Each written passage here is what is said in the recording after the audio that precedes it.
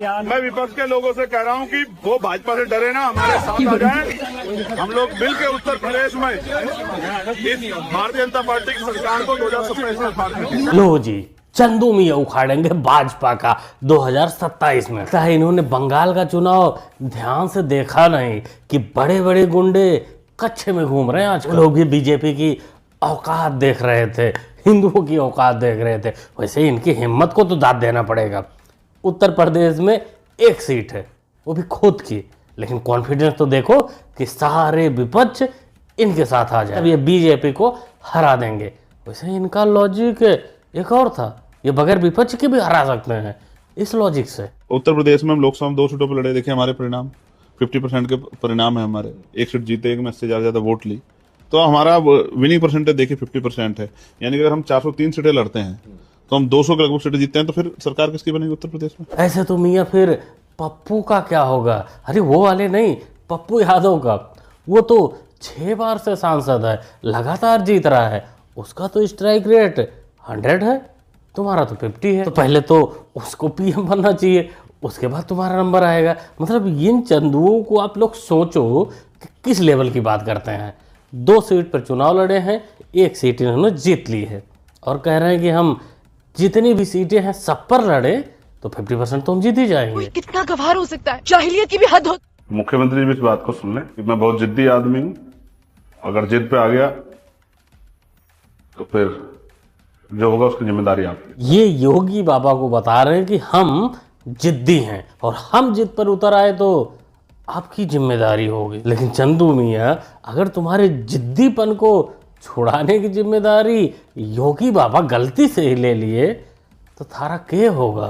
गीली हो जाएगी तेरी, गीली। पुलिस कहां कहां से दिमाग और क्या क्या चेक कर देगी, तुम कंफ्यूज हो जाओगे। और साथ में डॉक्टर भी कंफ्यूज हो जाएंगे कि अब इस छेद का करना क्या है। वैसे संविधान बोलने की आज़ादी देता है, भौंकने की नहीं मियाँ कि कुछ भी भौंको। जैसे तुम्हारे जाहिल कार्यकर्ता भौंक देते हैं किसी के भी ऊपर, फिर लठ बच जाता है। इसको देखो। सनातन होगा उनके लिए, और सनातन जब रहेगा भारत में तभी तो सनातन को तो हम खत्म करने के लिए नीला गमछा ओढ़ रखे हैं। और भारतीय संविधान को तो आंख उठाकर देख नहीं सकते। तुम जैसे कितने राजा है, कितने चले गए, और जिस दिन संविधान की तरफ तुम आंख उठाकर देख लिए ना, तुम्हारी आंखें निकाल ली जाएंगी। कर दिया ना चंदू वाली हरकत, ले लिया ना पड़ी लकड़ी, तो झेलना तो पड़ेगा ही। राजा भैया ने संविधान को बताया अगर ऐसे कि संविधान को उखाड़ के फेंक दिया जाएगा, तो मैंने उनके विपक्ष में बनाया वीडियो। क्या बनाया था? कि जो है अगर संविधान नहीं रहा तो फिर सनातन भी नहीं रहेगा।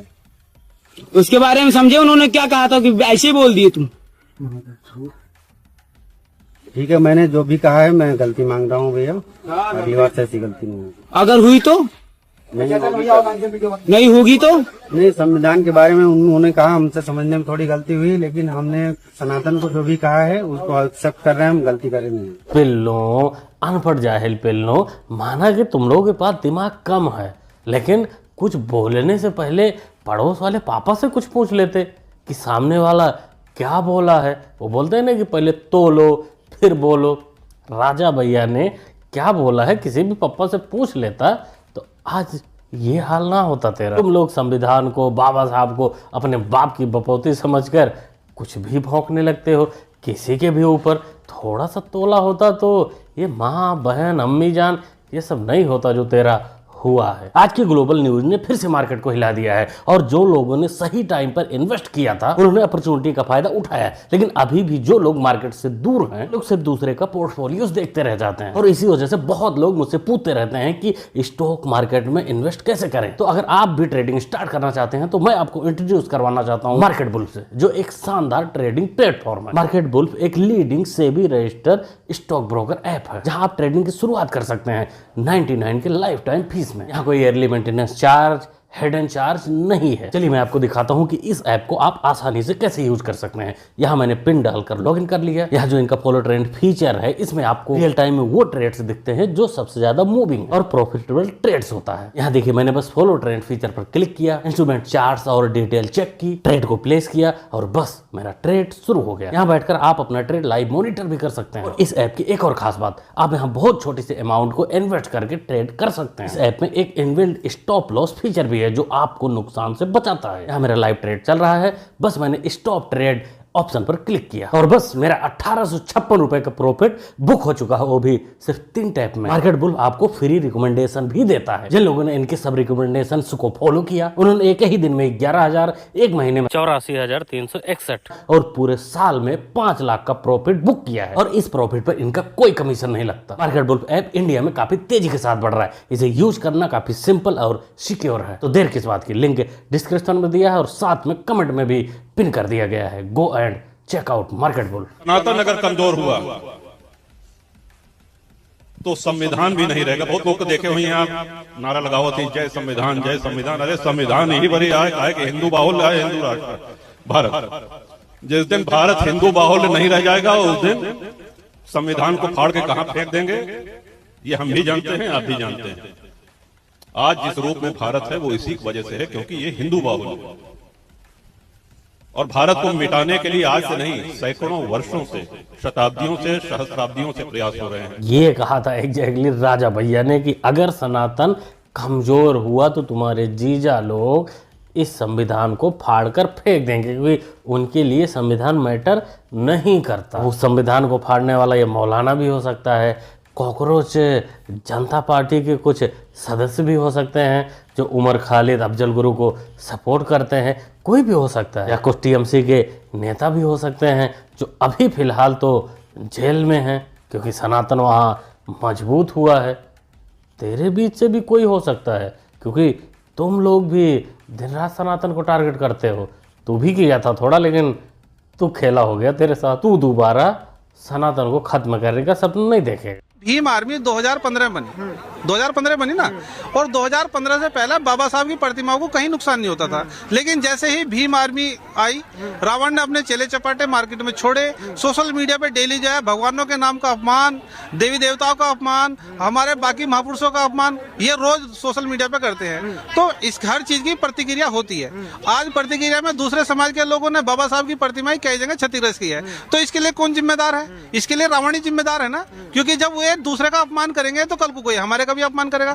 देखो मोटी सी बात है, यदि मैं चाहता हूँ मेरे पिता का सम्मान हो तो पहले मुझे आपके पिताजी का सम्मान करना पड़ेगा, इनके पिताजी का भी सम्मान करना पड़ेगा, और जब मैं इनके पिताजी का सम्मान करूंगा तो एक दिन ये मेरे पिता का भी सम्मान करेंगे। यहाँ अंकल जी ने सटीक बात बोली है कि इन नीलचट्टों की वजह से ही बाबा साहब का अपमान होता है। 2015 के पहले मायावती जी थी, उनकी राजनीति थी, उनकी सरकार भी रही, लेकिन इस प्रकार ऐसे नीलचट्टों को रेला नहीं जाता था क्योंकि वो सनातन पर टिप्पणी नहीं करते थे, अपने काम से काम रखते थे। और बाबा साहब की मूर्ति भी उस समय सुरक्षित रहती थी। वैसे चुट-पुट घटना तब भी होती थी, अब भी होती है, ये होती रहेगी, वो तो ख़त्म होने वाली चीज़ नहीं है।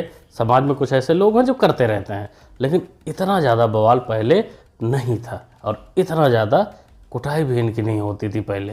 अगर आप अपने देश के मुखिया को गाली देंगी तो स्वाभाविक सी बात है आप अपने आप को भी गाली देंगे। क्यों नहीं? बेटी पढ़ाओ। देखिए सुनिए समाज के गाली मत दीजिए किसी को। क्यों नहीं देंगे भाई? मेरे साथ में बहुत हुआ भैया जी। आप मेरे घर चलिए, मेरे घर में बाबा साहब की मूर्ति लगी है, मतलब हम हाईलाइट नहीं हुई है। बाबा साहब ये नहीं कहते कि आप किसी व्यक्ति को या किसी के धर्म को गाली दो। बाबा साहब ये नहीं कहते। बाबा साहब के नहीं लिखा एक मुख्यमंत्री कहीं बाबा साहब बोल दिए हो कि गाली दो तो आप क्यों नहीं? अरे क्यों नहीं गाली दे? इस नीलचट्टी ने अपने घर पर बाबा साहब की मूर्ति लगा रखी है, तो मतलब इसको लाइसेंस मिल गया कि ये सनातन को अपमान करे, हिंदू धर्म का अपमान करे, किसी भी मुख्यमंत्री को उल्टा पुल्टा बोल दे, फिर जब उठा कर कोई पटक दे या रेल दे कहीं भी, मतलब इसके जगह पर कोई लड़का होता तो अब तक पिट चुका होता।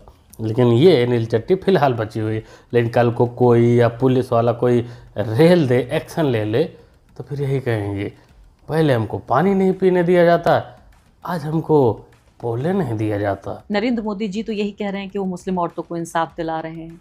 अभी उन्होंने पहले ट्रिपल तलाक का जो कानून था उसको क्रिमिनलाइज कर दिया, उसके बाद अब वो कह रहे हैं कि हम यूसीसी इसलिए लागू कराना चाहते हैं कि आप 4 शादी ना करें, हलाला वाली प्रथा ख़त्म हो जाए। ये तमाम चीज़ें तो वो कर रहे हैं, तो फिर क्या एतराज़ है? मुस्लिम औरतों के मसीहा के तौर पर आप नरेंद्र मोदी जी को स्वीकार कर लीजिए।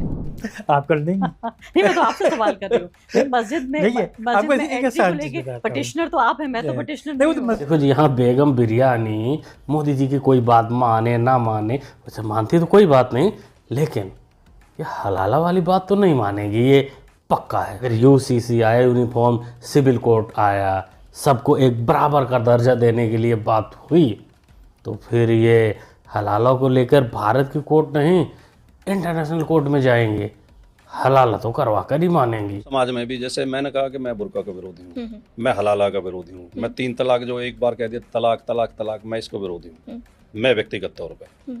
तो हर समाज को अपने अंदर जो बुराइयां हैं उनको उनकी समीक्षा करनी चाहिए, उन्हें दूर करना चाहिए। लेकिन मोहम्मद साहब का जहां तक मैं ये समाजवादी पार्टी के नेता से अगर यही सेम सवाल पूछूं कि आप मतलब बुर्का को लेकर, 3 तलाक को लेकर क्या यही सोचते हैं, तो आप क्या कहेंगे? नहीं, मैं तो अपनी व्यक्तिगत ही तो राय बताऊंगा, मैं पार्टी फोरम पे भी बताऊंगा। अगर पार्टी मीटिंग में ही मुझसे ये सवाल पूछा जाएगा कि इसमें तुम्हारी क्या राय है, तो मैं अपनी राय रखूंगा। लेकिन पार्टी का जो फैसला होगा बाहर मैं उसे बोलूंगा, क्योंकि मैं पार्टी का प्रवक्ता हूँ। तो इसमें हमें कोई संदेह नहीं होना चाहिए कि हमें महिलाओं को बराबरी का दर्जा देना, और मैं समझता हूँ इसमें कोई बुरा नहीं मानेगा, इसमें कोई मुस्लिम समाज का व्यक्ति भी बुरा नहीं मानेगा। हाँ जी, इसमें मुस्लिम समाज बुरा माने ना माने, मगर भैया जी तो बुरा मान जाएंगे। एक बार तू भैया जी के सामने ये बोल कर देख कि हिजाब नहीं चाहिए, हलाला नहीं चाहिए, फिर देखो तुम्हारे साथ क्या होता है। ऐसे जब चाय में मक्खी पड़ जाती है तो उसको चुटकी से निकाल कर फेंक दिया जाता है, ऐसे ही तुमको पार्टी से फेंक दिया जाएगा।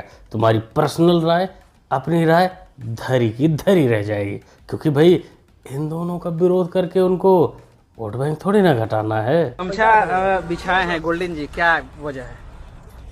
वजह यही है कि बिना समाज के मदद के, बिना समाज के साथ के सही। इस दुनिया में कोई भी इतिहास नहीं रचा। नहीं रेल चट्टे, ऐसे तो चटाई बिछाने से इतिहास नहीं रच पाएगा। उसके लिए तेरे को कच्ची घानी सरसों तेल लेना पड़ेगा, तब जाकर लोग आएंगे, लोग सपोर्ट करेंगे, भीड़ लगेगी, तब तो इतिहास रचेगा। हम गोल्डन के साथ हैं, हम बेटी के शादी के लिए तो ठीक से ना रखेलन, 2 बाल बच्चे जन्मा के मार के पीट के भगा देले बड़न। बेटी के बाद बेटी रूबी देवी ई ना। हाँ। कब शादी कैले रहे? 2016 में। अच्छा, 2016 में। हाँ। कब से उनका छोड़ ले बा? तो ये से छोड़ लेबा, कहीं चैन से ना 2 महीना अपना घर में ना रख लेबा। कै गो बाल बच्चा बा इनका? 2 लड़का है। 2 लड़का। तो गोल्डन दास के सास बनी रहा? हाँ, सास है। और ये उनको वाइफ बने? हाँ। आपन नाम बताए?